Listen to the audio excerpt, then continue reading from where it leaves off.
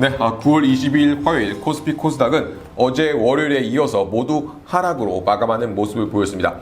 일주일에서 장이 열리는 5일 가운데 이틀 연속으로 하락으로 마감을 한다. 그리고 이번에 하락폭이 비교적 좀 컸던 것을 볼 수가 있습니다.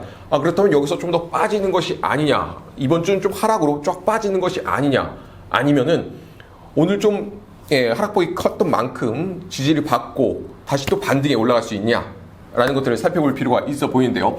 이번 주 하락은 사실 지난주 차트 분석상으로 봤을 때 좀 예견돼 있는 그런 부분이었습니다.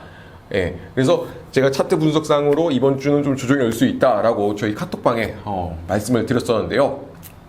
그래서 이번 주에 조정이 올 수 있으니 그에 맞는 대응이 필요하다. 그에 맞는 대응이라는 것은 미리 주식을 조금 가지고 있는 주식수를 좀 줄이거나 좀 증시에서 잠깐 빠져나왔다가 증시가 조정이 온 다음에 이 저점에서 잡게 된다면은 급락 다음에 급등이 오게 되니까 이 저점에서 잡게 된다면은 오히려 이런 조정은 이 조정이 알 수만 있다면 이 조정은 오히려 기회가 될 수 있는 것이죠.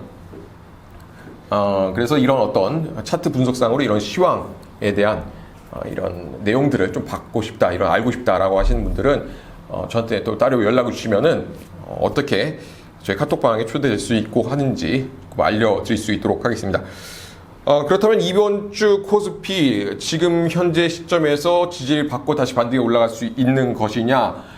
우선은 코스피는 1차, 2차 지선이 모두 지금 뚫려서 내려온 모습입니다. 코스피는 1차 지선이 2370에서 형성되어 있었고 2차 지선은 2340에서 형성되어 있었는데 그 두 지선이 모두 뚫려서 내려온 모양. 이번 주에 왜 이렇게 1차, 2차 지선이 모두 뚫려서 내려온 이런 모습을 보였느냐?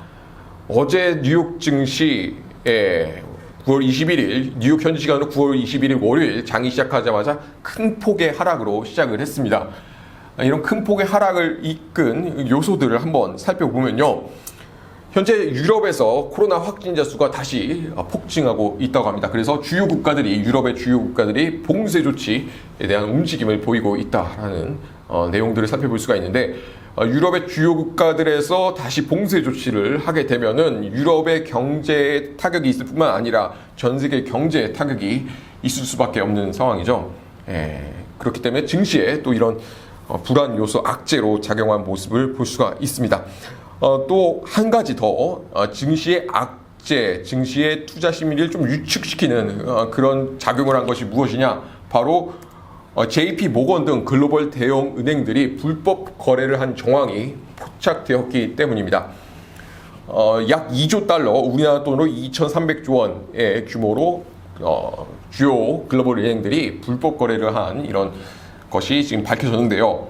그래서 미국 당국은 이에 대해 큰 벌금을 또 부과할 것으로 알려져서 글로벌 대형 은행들의 이런 주식들이 폭락해 내려가는 모습을 보였습니다. 이에 대한 불안감으로 투자 심리도 위축되고 전체적으로 증시가 좀 하락해 내려가는 모습을 보였는데요.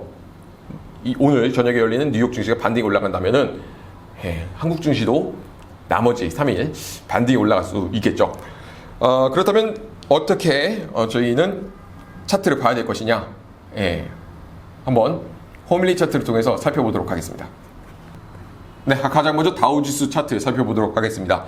차트 분석상으로 이 지점이 지금 현재 저점이 될 수 있는 것인가, 여기서 지지를 받을 수 있을 것인가를 살펴봐야 할 텐데요.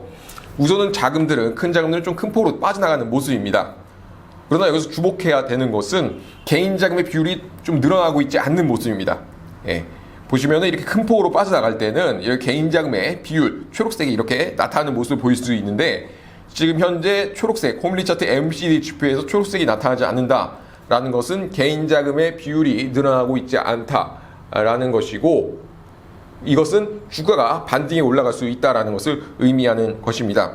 또 하나, 이 차트 분석, 기술 분석, 어떤 4대 요소, 가격, 거래량, 시간, 어떤 차트상의 공간의 폭을 연구한, 그래서 이런 것들을 연구해서 저점이 되는 지점을 나타내는 지표가 있는데요. 보통 캐치 시그널이라고 합니다. 바닥 신호라고 하는데 호밀리 차트에서만 볼 수 있는 지표입니다. 이 지표를 통해서 딱 보시면요, SGN 보통 캐치 시그널 딱 누르시면은 여기서 이렇게 캔들 색깔을 파란 색깔로 바꿔줍니다. 이 지점이 이제 기술 분석, 차트 분석상으로 저점이 될 수 있는 지점이다라는 것인데요.